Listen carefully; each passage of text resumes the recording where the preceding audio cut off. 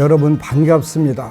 정말 잘 때 할 수 있어 법안 스님의 걱정 말고 경전 공부 법안입니다. 크고 무거운 돌이 물 위로 떠오르지 못하듯 악하고 무거운 업을 진 자는 천상계에 태어나지 못한다. 중암경의 부처님 말씀입니다. 악하고 무거운 업을 지으면 지옥에 떨어질 터인데 천상에 태어날 수 없는 건 어찌 보면 당연한 일입니다. 다만 방법이 전혀 없지는 않다고 말씀드렸어요. 바로 지극한 마음으로 지장보살님께 기도드리고 지장경을 읽고 지장보살님의 불가사의한 가피를 받는다면 정해진 업에서 얼마든지 벗어날 수 있습니다. 법안스님의 걱정 말고 경전 공부는 부처님 법을 바르게 알고 바르게 기도하고 바르게 수행할 수 있도록 함께 공부하는 시간입니다. 오늘 또 지장경의 가르침 함께 공부하겠습니다.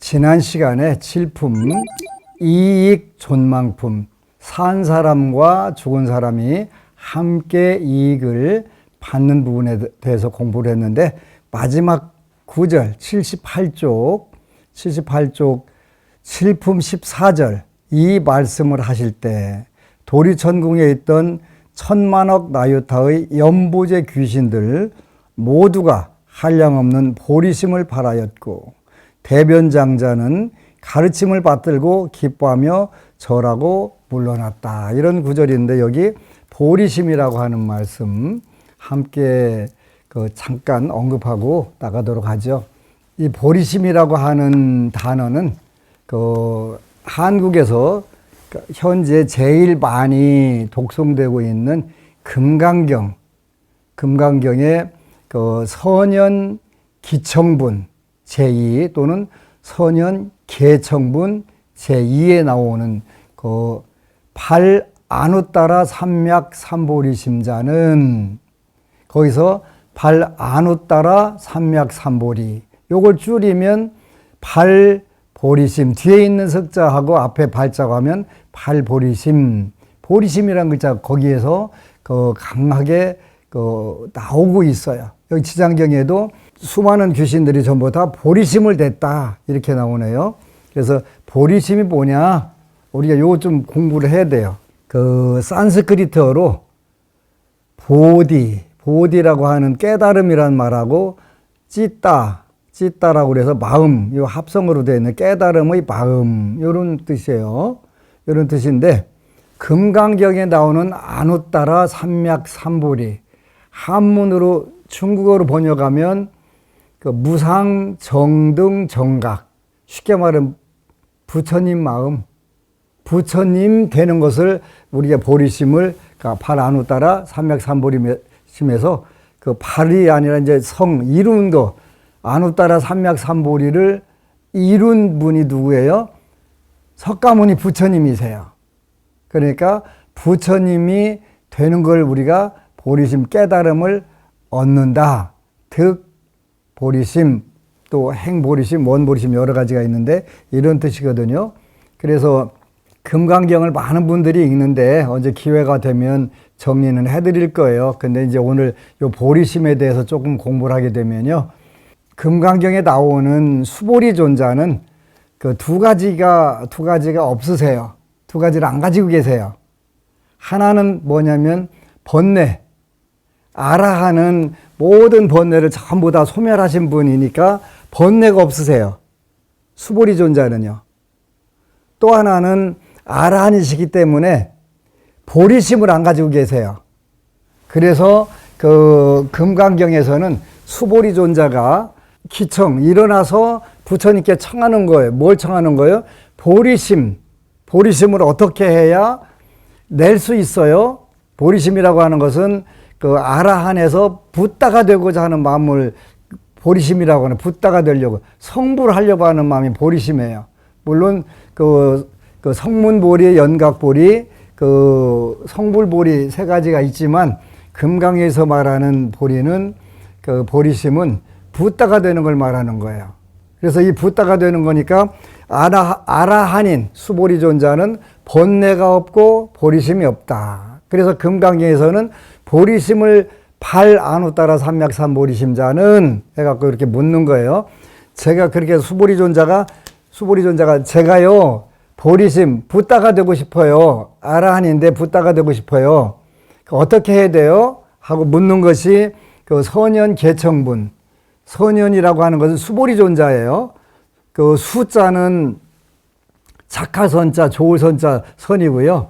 부티는 그 나타날 현자예요. 수보리 존자가 태어나기 전에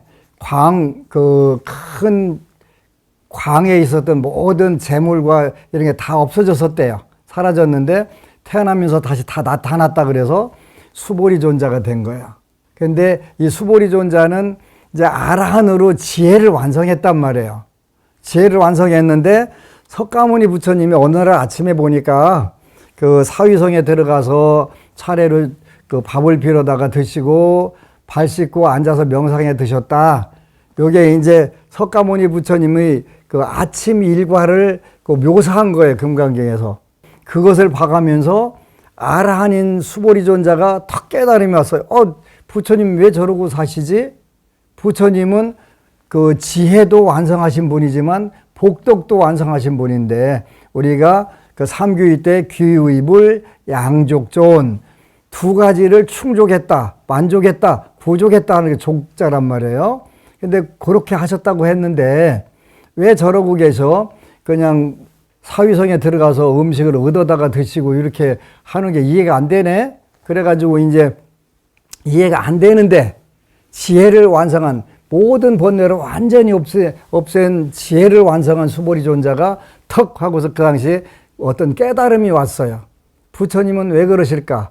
그 왜 그러실까가 발 안웃따라 삼보리심자는 운하흥주며 운하항복기심이 있고 어떻게 머물고 어떻게 항복받아야 되겠습니까? 이렇게 물으셔요. 내가 부처님 되고 싶어요. 아라한 됐는데요. 이제 부처님 되고 싶어요. 그러려면 어떻게 머무르고 어떻게 항복받아야 돼요? 부처님께서 응여시주 응여시 항복기심해라 이렇게 표현하세요.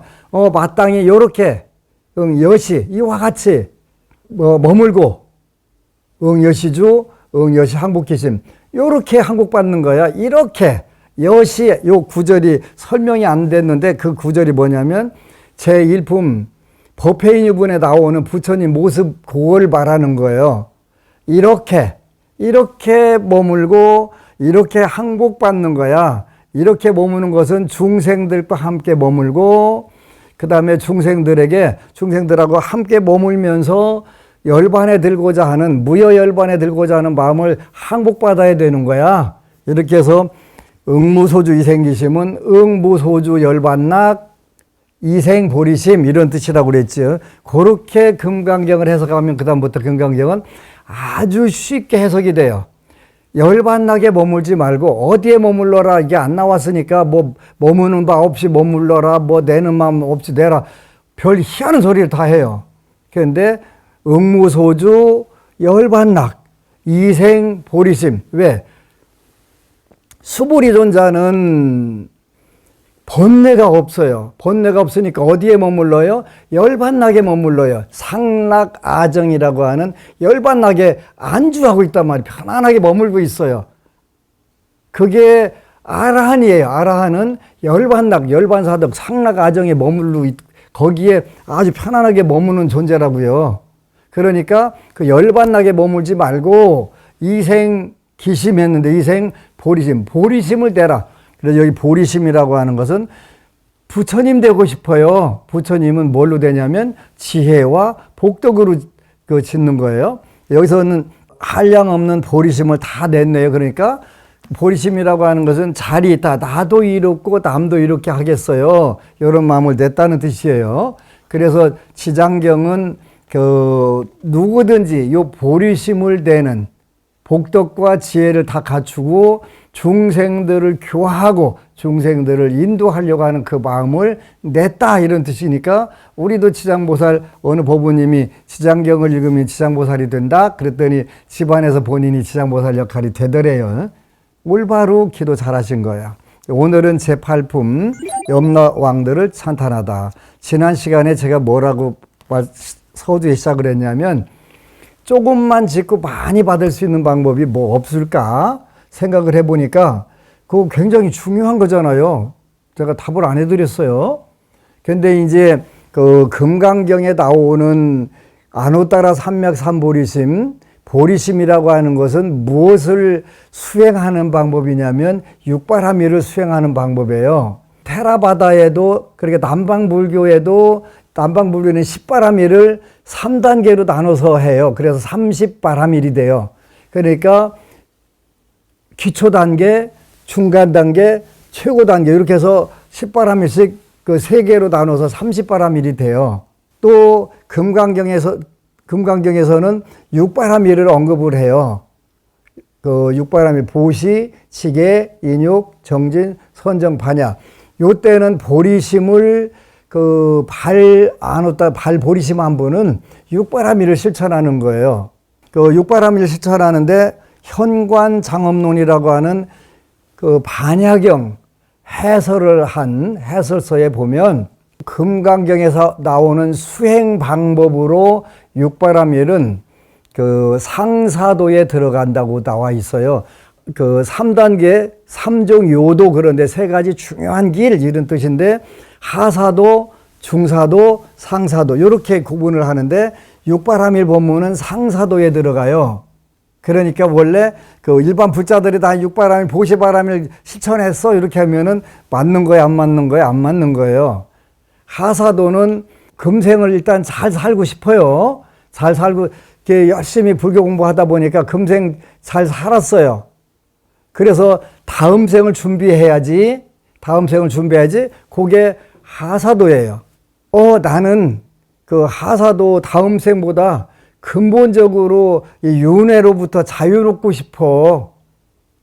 그러면 그 윤회로부터 자유롭고 싶은 마음을 우리가 출리심, 염리심 이렇게 표현한다고 그랬어요. 출리심, 빠져나고 싶은 마음, 요거를 내고 싶어요. 이렇게 되면은 그게 이제 출리심, 염리심인데 그걸 중사도라고 그래요. 여기 이제 수보리 존자는 나는 지혜를 완성한 그 열반의 현재 열반락을 누리고 있는 아라한인데 무여 열반을 더 넘어서 특별한 마음을 좀 내고 싶어요. 이게 보리심이에요. 보리심. 팔안우 따라 삼맥삼보리심, 무상정등 정각, 성불보리, 부처님 되고 싶어요. 그 마음을 낸 거예요. 그 상사도 최고 수준의 그 수행 방법이라서 우리가 보시 바람일다 이렇게 바람일다는 최종적 완성 이런 걸 말하기 때문에 그러는 거예요. 그 금생은 뭐 그만큼 살았는데 이제 다음 생을 어떻게 하지? 이 생각하다 보니까 그러면 남은 기간이 많은지 안 많은지는 모르잖아요. 있는 동안에 최대한 내가 육바람일 수행을 해야 되겠다. 보리심을 내야 되겠다 이 마음을 가졌는데 모든 바람일 중에 가장 기초고 첫 번째가 뭐예요? 보시바람이래요.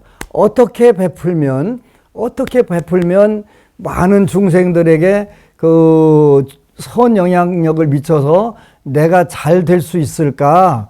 그 내가 더 큰 이익을 보고 수확을 얻을 수 있을까? 이런 마음을 갖는 게 굉장히 중요하잖아요. 불교를 잘 믿는 사람은 그리고 보시바라미를 잘 수행하려고 하는 사람은 가장 가까이서부터 보시 작은 데서부터 가까운 데서부터 본인이 부담 안 되는 데서부터 이렇게 하라고 나와 있어요. 처음부터 나는 우주 인류를 위해서 법계를 위해서 그 보시하겠다 이렇게 하라고 한 게 아니라 가장 가까이 있는 자기 자신 그렇게 자리에 자기가 이롭게 되는 거. 수보리 존자가 아라한이 돼서 자기의 이익을 완성을 했어요. 죄를 번뇌를 모두 소멸하고 아라한이 됐으니까요. 이제 그 남들을 이롭게 하는 방법은 뭐가 있어요? 그래서 이타까지 그걸 겸비해야 보리심이 되니까 그래서 가장 가까이에서 작은 것부터 부담 안 가게 그거부터 조금씩 베푸는 일을 해봐라 이렇게 나와 있네요. 베푸는 일은 세 가지가 있다고 했는데 첫 번째 그 경제적으로 그 재물로 물질로 베푸는 게 있다. 두 번째는 나는 가진 건 없어도 배운 게 좀 있어. 그래서 재능 모시하는데 지식으로 남들을 이롭게 하는 거. 그 중에서 부처님 말씀을 통해서 그 중생들을 그 위하는 방법. 우리가 법공양 이렇게 표현하네요. 남들에게 불교를 잘 전달하는 거.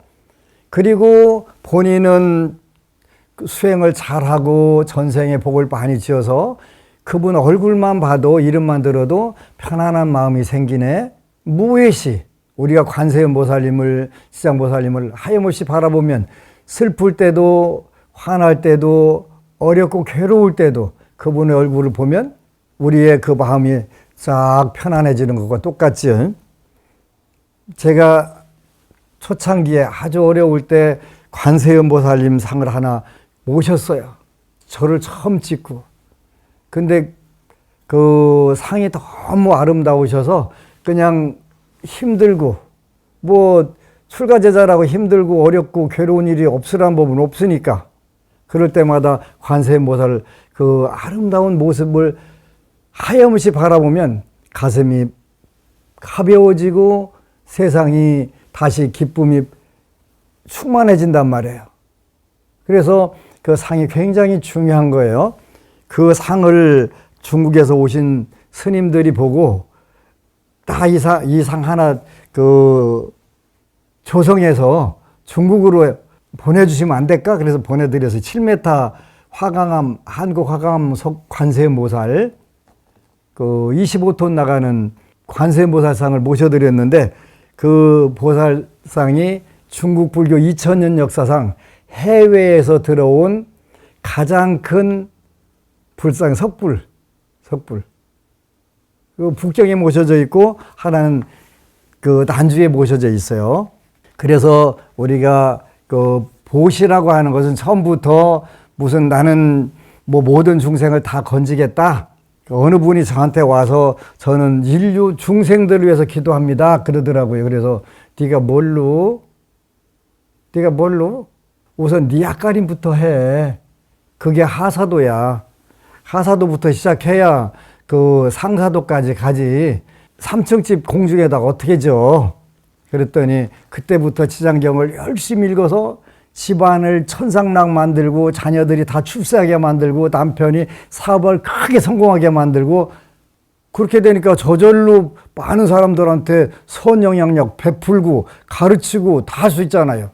그게 방법이에요. 그래서 그 보시바라멜은 작은 것부터 해라. 이렇게 그 부처님도 그러셨고 역대 고승들이 많은 분들이 그렇게 말씀하셨어요. 처음부터 나는 뭐 인류를 우주를 법계를 다 구제하겠다.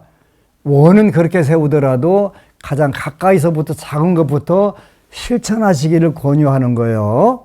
이제 79쪽 제8품 염라왕들을 찬탄하다. 8품 1절 그때 서리산에 있는 한량없는 귀왕들이 염라천자와 함께 도리천에 와서 부처님이 계신 곳으로 모였다. 이를테면 해서 이제 여기 귀왕들이 많이 나오세요. 그 마지막 절에 이들 큰 귀왕들은 각각 100천의 작은 귀왕들을 데리고 모두 연부제에 있으면서 각자 맡은 바와 머무는 곳이 따로 있었다. 이 모든 귀왕들은 염라천자와 함께 부처님의 위실력과 지장보살님의 힘을 받들어 도리천에 올라와 한쪽에 서 있었다. 그때 염라천자가 무릎 꿇고 합장하며 부처님께 말씀드렸다. 세존이시여, 저희들이 지금 부처님의 위실력과 지장보살 마하살의 힘을 받들어 이 도리천의 큰 법회에 오게 된 것은 좋은 이익을 얻을 수 있기 때문입니다. 염라천자와 귀왕들이 전부 다 좋은 이익을 얻으려고 온 거예요. 제가 궁금한 것이 있어 감히 세존께 여쭙나니 세존이시여, 저희를 위해 자비로서 말씀하여 주옵소서. 부처님께서 염라천자에게 말씀하셨다. 그대는 무엇이든 물어보라. 내 그대를 위해 말하겠노라. 이때 염라천자가 세존을 우러러 절하고 지장보살을 돌아보고는 부처님께 말씀드렸다. 세존이시여, 제가 지장보살을 보니 육도 중에 있으면서 100,000가지 방편으로 최고 중생을 끊임없이 제도하면서 피로와 괴로움을 마다하지 않습니다. 지장보살에게 이와 같은 불가사의하고 신통한 힘이 있음에도 모든 중생은 죄보에서 벗어났다가도 오래지 않아 또 악도에 떨어집니다. 세존이시여, 지장보살에게 이와 같은 불가사의한 실력이 있음에도 어찌하여 중생들은 옳은 법에 의지하지 않아 영원한 해탈을 얻지 못하는지요. 세존이시여, 저를 위해 말씀해 주옵소서. 부처님께서 말씀하셨다. 이제 우리들 성질머리가 여기 나오네요. 남연부제의 중생들은 성질이 억세고 거칠어 다스리고 길들이기가 어렵지만 지장보살은 100,000겁 동안 이와 같은 중생들을 하나하나 구제하여 해탈로 이끌고 있다. 이러한 죄인들과 큰 악도에 떨어진 중생들까지도 지장보살이 방편력으로 그들이 숙세의 일을 깨닫게 하여 근본 어변에서 구제하건만 연부제의 중생들은 악습이 무겁게 맺혀서 구제되었다가도 금방 돌아가므로 지장보살이 오랜 겁을 지내면서 수고롭게 제도하여야 비로소 해탈하게 된다. 며칠 전에는 어느 법우님이 왔어요. 저보고 그래, 스님 참 피곤하시겠어요. 왜요? 그랬더니 저처럼 와서 죽겠다, 힘들다, 괴롭다, 안 살고 싶다 하는 법우님들만 만나잖아요. 맞아요. 근데 피곤하진 않아요. 왜? 제가 그러한 분들을 도와주려고 그 부처님이 주신 옷, 부처님이 주시는 음식 먹고 기도하고 활동하잖아요. 제 방은 원래 이름이 통곡의 방이었어요. 제 방에 오게 되면 누구든지 눈물을 흘려가면서 통곡하는 법우들이 많았거든요. 왜 그래요? 삶이 빡빡하고 폭폭하고 힘들다는 뜻이잖아요. 그래서 이제 지장경을 읽게 시키면 대부분 여기서 벗어나요. 벗어나는데 조금만 여유가 생기면 다시 또 그쪽으로 들어가요. 그래서 그 답답한 경우들이 많은데요. 안 그런 분들도 많아요. 안 그런 분도 많은데 그 제가 부산에 그 도량을 낸 지가 15년 돼가요. 15년 돼가는데 15년째 정말 변함없이 기도 잘하고 동참 잘하고 잘하는 법우님이 있어요. 그 법우님이 정말 잘 돼가지고 정말 너무너무 잘 된 거예요. 그래서 물어봤어요. 도대체 비결이 뭐야?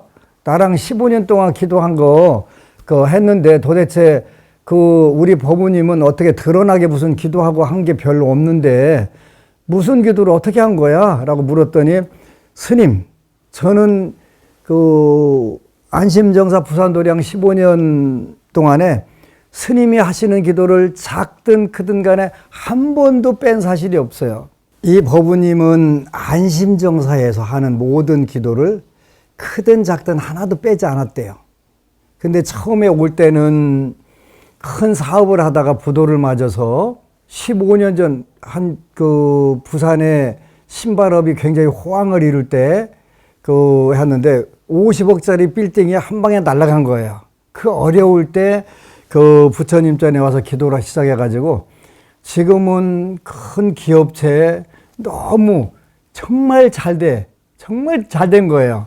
너무 꾸준히 오로지 꾸준히라고 하는 건 이런 거야 라고 하는 모델 케이스, 롤 모델이 있어서 너무 행복해요.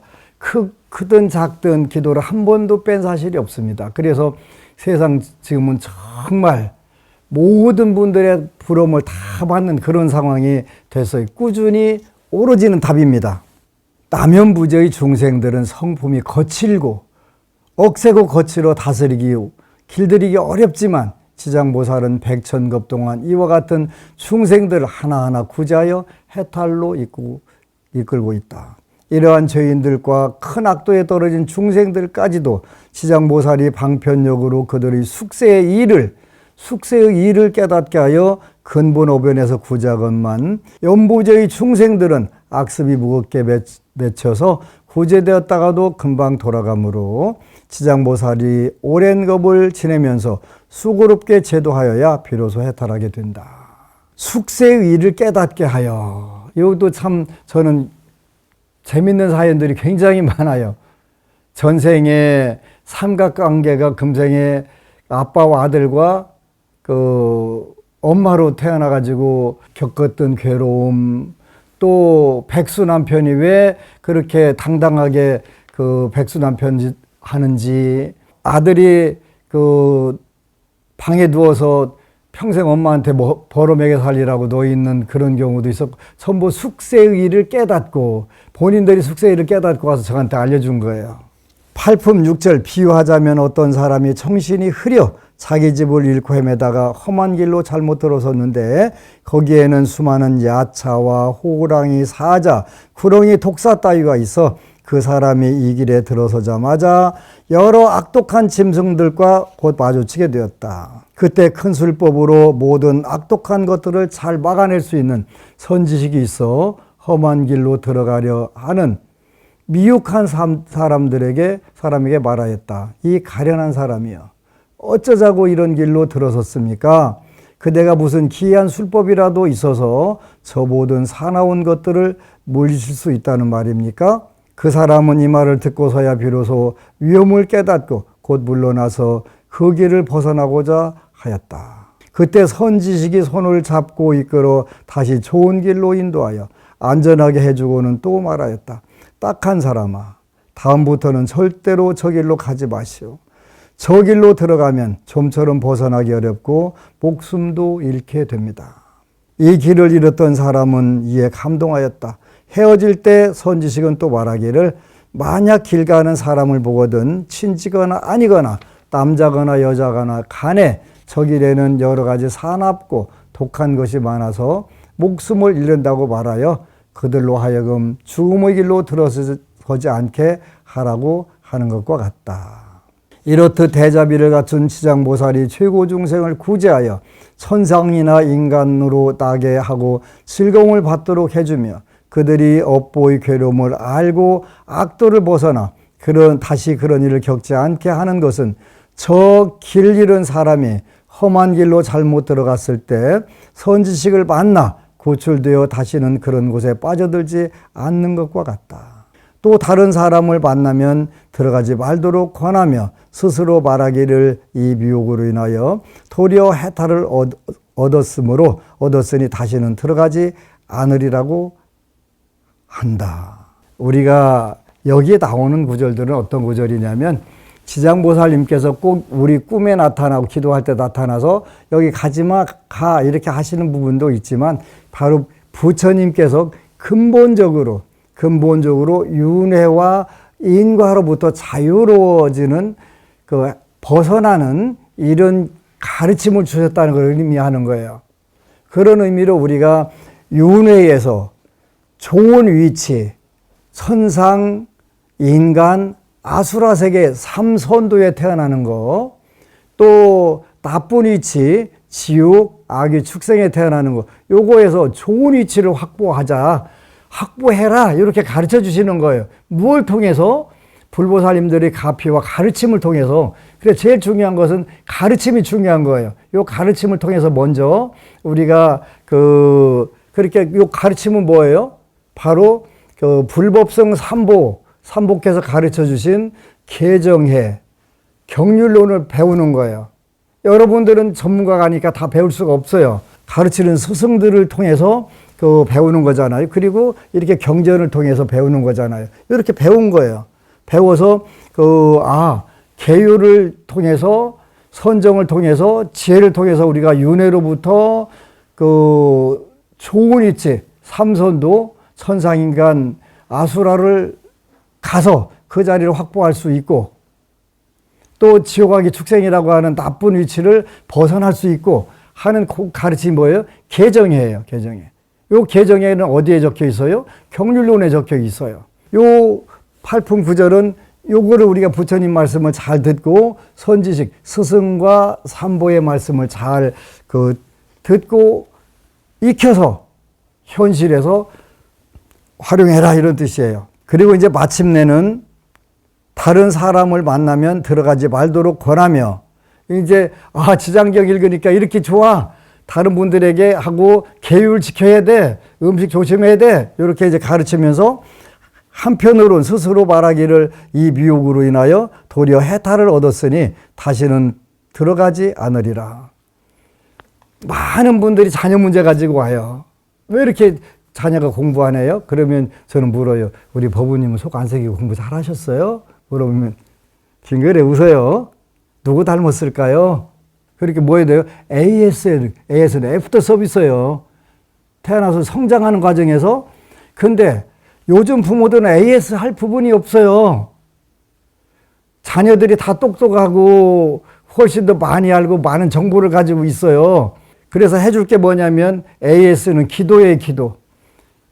기도는 뭐 하라고 그랬어요, 제가? 인사존칭. 여러분들 자녀들이 인정받고, 사회 가서 인정받고, 사랑받고, 존경받고, 칭찬받고, 인정받고, 사랑받고, 존경받고, 칭찬받고, 인사존칭. 그렇게 기도하세요. 아이고, 얘 오늘 학교 가서 잠자는 건 아니요? 엉뚱한 짓 하는 거 아니요? 이거 걱정하는 시간에 인사존칭. 우리 자녀가 인정받고 사랑받고 존경받고 칭찬받기를 자꾸 기도하면 어떻게 돼요? 여러분들이 마음이 자녀에게 전달돼서 인정받고 사랑받고 존경받고 칭찬받는 존재가 돼 있단 말이에요. 지금부터 30년 전에 어느 분이 왔어요. 아이고 우리 아들이요 스님 이제 중3인데 담배 펴요. 지 애비 닮아서 그래요. 어떡하겠어. 그랬더니 스님 신들렸어요? 그러길래 아니 뭘 신들려. 누구 닮았겠어. 지 아버지 닮았겠지. 그냥 당신 자녀가 인사존칭 인정받고 사랑받고 존경받고 칭찬받고 선생님들한테도 그렇게 하라고 자꾸 하루에 인정받고 사랑받고 존경받고 칭찬받고 1000번씩만 해라. 그러면 100일 안 가서 밤 잡을 거다. 밤 잡았대요. 해보세요. 84쪽 제일 밑에 팔품 10절이네요. 그러나 여전히 어리석은 사람은 예전에 빠졌던 험한 길임을 모르고 또다시 그 길을 밟아 목숨을 잃어 악도에 떨어지기도 한다. 이처럼 지장보살은 악도에 떨어진 중생들을 방편의 힘으로 구제하여 인간이나 천상에 따게 하건만 저들이 다시 악도로 들어가는 것은 악업을 무겁게 맺은 탓이니 길이 지옥에 빠져 해탈할 데가 없다. 그러지? 조금만 여유 있으면 다시 또 그쪽 가서 또 허부적거리고 있어. 그렇게 하지 말라고. 꾸준히 오르지 하라고 그랬잖아요. 그냥 금생엔 다 부처님 지장경만 읽고 살게요. 이렇게 해보세요. 그러면 만사가 편하고 만사가 형통해요. 해보세요. 그렇게 한 분들이 참 많아요. 이랬다 저랬다 이게 좋대 저게 좋대 아무 근거도 없이 그러다 보니까 헷갈리는 거예요. 스님들한테 1000명, 대한민국에 있는 스님들한테 1000명 찾아가면 1000명 다 다른 말을 하네. 그죠? 다 다른 말 해요. 그러니까 도대체 뭘 어떻게 해야 될지 몰라요. 그게 제일 무서운 거예요. 저는 지장경, 약사경만 40년을 했어요. 이 부분에 전문가예요. 그래도 지장경 강의를 하는 이유가 내가 그 지구상에서 지장경에 대해서는 최고 전문가가 돼가고 있다. 뭐 좀 어리석고 부족하기는 하지만 어쨌거나 40년이라는 세월을 지장경과 함께 했는데 앞으로 나처럼 40년 지장경 기도할 수 있는 스님들이 몇이나 될까 이 생각이 드는 거예요. 그래서 지장경 세밀하게 이렇게 읽어주고 간절히 여러분들에게 부탁하는 거예요. 모쪼록 그 지장경 읽으면 지장보살은 지난 시간에 얘기한 것처럼 멸정업, 온 뿌라마리다 안에서 정업, 번뇌장, 성격적 장애, 업장, 습관장애, 보장, 환경장애를 무너뜨리고 마침내 자의식, 아집, 아상을 싹 깨뜨려 버린단 말이 그게 지장보살님의 멸정업의 힘이에요. 그래서 여러분들이 금생에 전생으로 다시 돌아갈 수 없지만 금생에 지장보살 멸정업의 그 위실력을 통해서 여러분들의 인생은 얼마든지 행복해지고 아름다워질 수 있어요. 한번 해보세요. 꼭 해보시기를 축원합니다.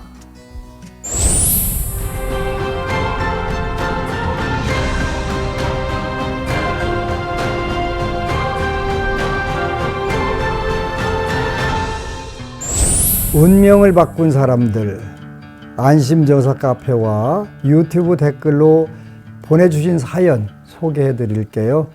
김주아 법우님, 안녕하세요. 스님 방송 잘 보고 있습니다.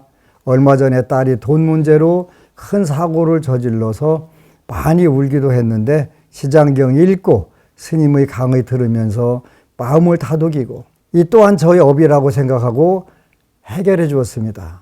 늘 좋은 가르침 감사합니다. 나무 지장보살. 잘하셨습니다. 잘하셨고 그 자녀는 본문에서 말씀하신 것처럼 AS의 대상입니다. 그래서 늘 자녀가 인사존칭, 인정받고 사랑받고 존경받고 칭찬받는 존재가 되라고 지장경 많이 읽고 축원해 주시기를 간절히 부탁드립니다. 고맙습니다. 원희권 법우님, 10년 전 제가 정말 고통받을 때 우연히 법안 스님의 법문을 들었습니다. 지장경이 무엇인지 또 법문이 무엇인지도 모르던 불자인 저에게 정말 잘 돼!